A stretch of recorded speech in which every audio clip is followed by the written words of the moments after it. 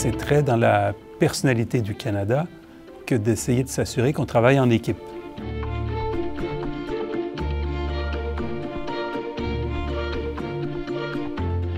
Quand on a une équipe formée de pays de différentes tailles, de différentes cultures, il faut se rendre compte que là, on parle de sortir de la guerre.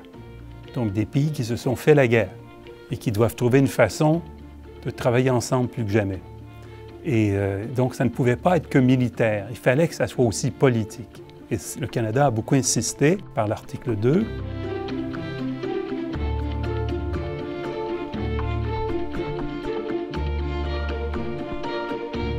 On était un architecte résolu de la paix et un architecte résolu de l'OTAN.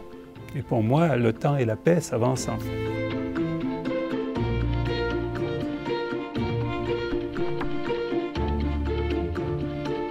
Il faut voir le contexte de l'époque.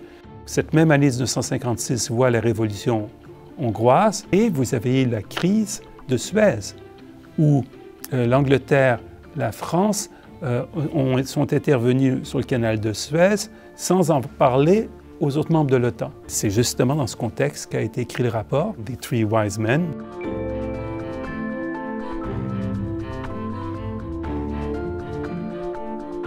Vous avez la rencontre de trois grands diplomates. Les trois ministres, Lange, Martineau, Pearson, qui ont eu chacun un parcours très impressionnant avant d'en arriver là, avant que l'OTAN leur confie un rapport, la rédaction d'un rapport qui devait expliquer comment on pourrait se coordonner, travailler ensemble en complément de l'activité militaire. Et je suis très fier que Lester B. Pearson en était un des trois auteurs. Surtout quand vous intervenez en dehors des pays de l'OTAN, quand on arrive en Afghanistan, un pays qu'on connaît mal, il faut vraiment travailler ensemble de façon très coordonnée pour que ça réussisse.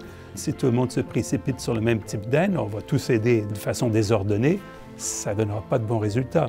Toujours nous agissons avec nos alliés et très souvent avec nos alliés de l'OTAN, d'où la nécessité d'apprendre à bien travailler ensemble. C'est ça le legs du rapport d'il y a 60 ans des trois sages.